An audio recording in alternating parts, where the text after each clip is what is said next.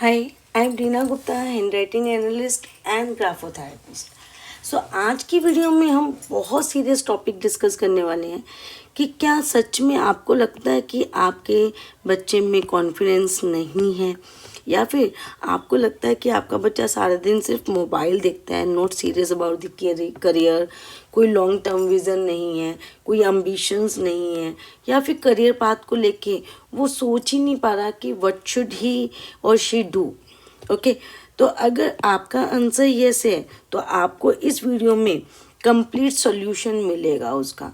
But एक ही चीज़ है कि आप इस वीडियो को लास्ट तक देखेंगे तभी आपको इस वीडियो को देखने का फ़ायदा है। अदरवाइज़ सिर्फ आप उसको स्किप करेंगे तो it is of no use. And I assure you कि आप लास्ट मिनट तक चलेंगे तो आपको डेफिनेटली बेनिफिट होगा।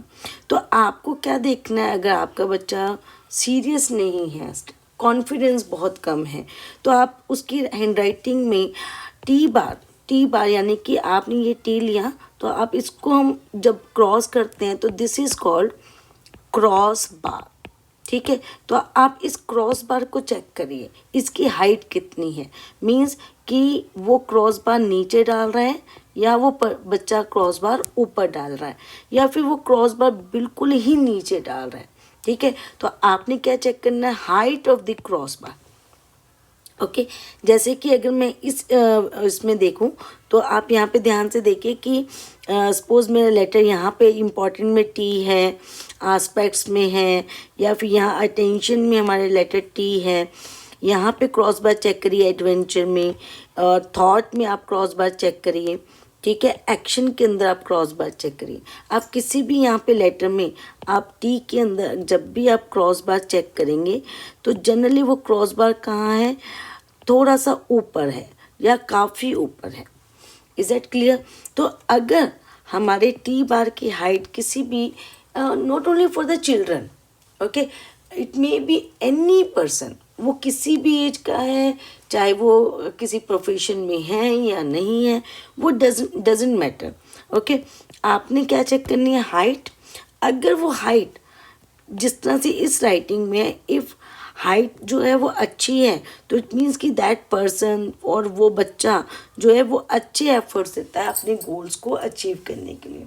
उसका लॉन्ग टर्म विज़न भी है, उसका थोड़ा सी करियर के लिए वो सीरियस भी है, और सबसे बड़ी बात है कि उसको मालूम है कि आखिर तक क्या करना है। मीन्स बिल्कुल 100% क्लियर नहीं होगा क्योंकि बहुत छोटा बच्चा है, लेकिन कहीं ना कहीं उसको क्लैरिटी होगी उसके अपने गोल्स के लिए।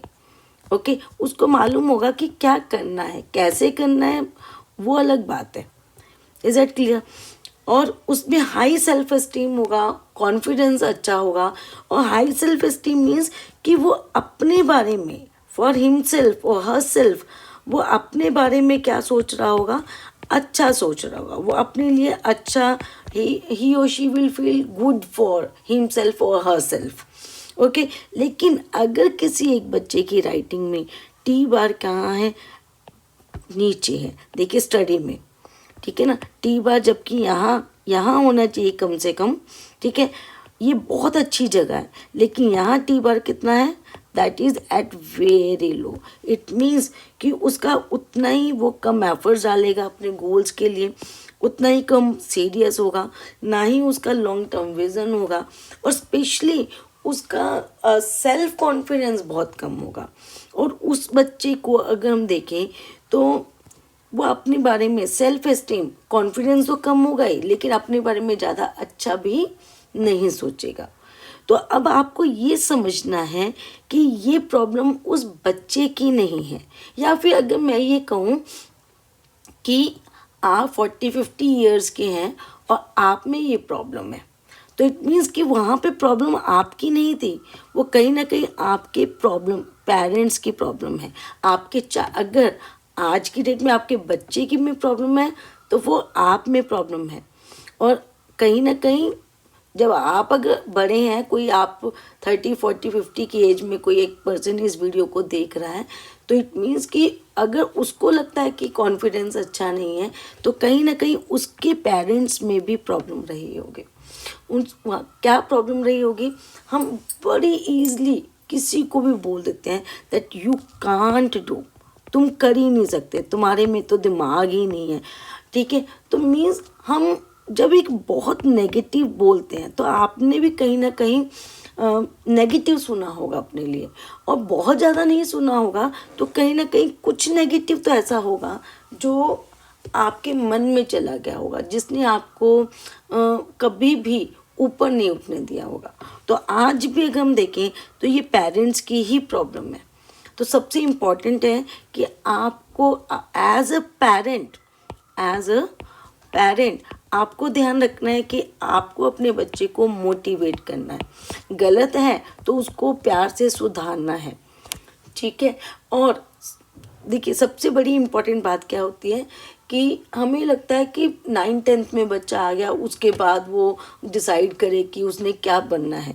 देखिए फॉर एग्जांपल, अगर एक बच्चा कार को पसंद करता है, ठीक है, लेकिन अगर कोई उसको पूछता है कि उसके गोल्स क्या हैं और वो रिप्लाई करता है, छोटा बच्चा है 3rd 4th 5th क्लास का 6th क्लास का, वैसे तो आज की डेट में बच्चे स्मार्ट हो गए, लेकिन मान लीजिए कि वो बच्चा कहता है कि मेरे को तो कार पसंद है, मैंने ड्राइवर बनना है, तो आप उसको आराम से प्यार से समझाइए कि वो ड्राइवर नहीं, वो कार डिज़ाइन करने के बारे में सोचे, उसको ऑटोमोबाइल इंजीनियरिंग के बारे में बताइए।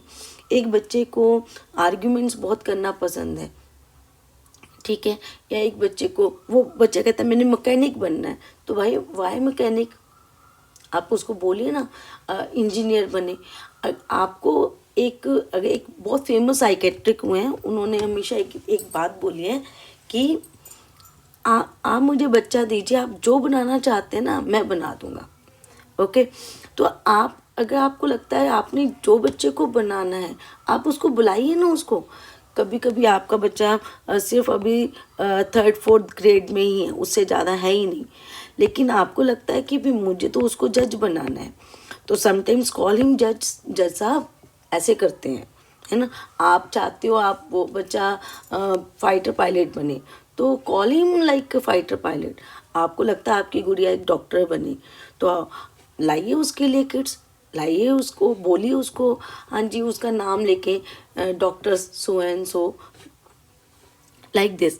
आप शुरू से ही बोलिए उसको, क्योंकि आप जो है चाइल्ड की बेसिक प्रोग्रामिंग अर्ली एज में ही कर सकते हैं, और वो ही एक बहुत बड़ा रोल प्ले करती है उसके करियर डिसीजन में, और वो उसका लॉन्ग टर्म विज़न कि वो आगे सोच पाए 5 सालों के बाद 10 साल के बाद मुझे करना क्या है, और जो उसके गोल्स बनाएगा।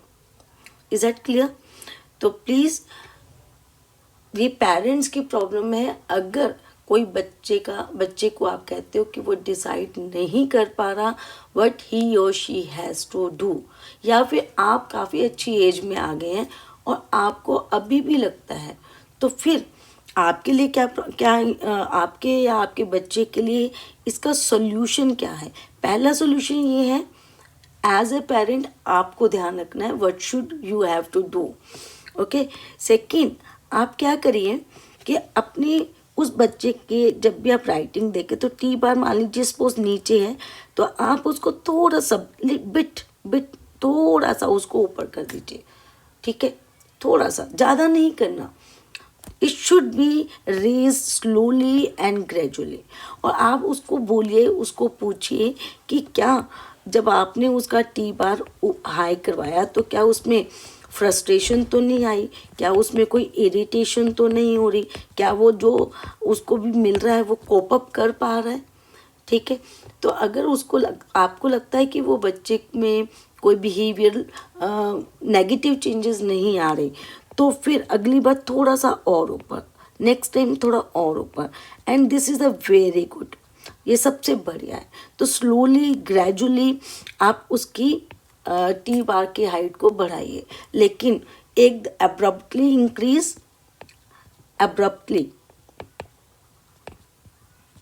इंक्रीज नहीं करना, सबसे पहली बात। सेकेंड, सिर्फ टी बार हाइट ऊपर करने से सब कुछ नहीं होगा, बट डेफिनेटली बहुत कुछ होगा, and you will see the miracle, आपको जादू नज़र आएगा। लेकिन कंडीशन यही है कि वो स्लोली धीरे धीरे करना है. इट विल टेक मंथ्स, 15 दिन, महीना, आप चेक करिए. और एकदम से नहीं करना, लेकिन आप करेंगे तो मिरेकल कहाँ होगा, आप देखोगे कि धीरे धीरे उसके एटीट्यूड में चेंज आ रहा है. आपको पता लगेगा, वो नो कहना सीखेगा, कोई बात को एक वीक बिहेवियर नहीं होगा उसको, वो आपको बोलना शुरू करेगा कि यस ये सही है, ये गलत है. उसकी थिंकिंग पैटर्न में चेंज आएगा, उसका सेल्फ एस्टीम, उसका करेज वो बढ़ेगा, उसका अपने बारे में कॉन्फिडेंस बढ़ेगा, अपने बारे में अच्छा सोचना शुरू करेगा.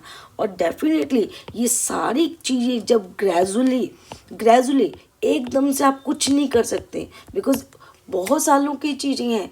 और आप अगर कहें कि 2 महीने में चेंज हो जाए तो वो नहीं होंगी. ओके, तो ग्रेजुअली करना है, महीनों में लगना है, 6 मंथ्स लग सकते हैं, 10 मंथ्स लग सकते हैं, ईयर लग सकता है, बट आप देखेंगे that will do miracle. And once उसका टी बार का हाइट अच्छा हो गया, उसकी बेस लाइन अच्छी होगी, मीन्स वो जब आप लिख रहे हो ना तो ये बिल्कुल स्ट्रेट लिख रहा है, बेस लाइन अच्छी होगी. ठीक है, तो अपने आप ही उसके ड्रीम्स बनेंगे, वो अम्बिशियस होगा और लॉन्ग टर्म विज़न होगा, गोल्स को अचीव करने की कैपेबिलिटी आएगी. Okay, so if you want to learn more, kindly follow me and contact me for the handwriting analysis.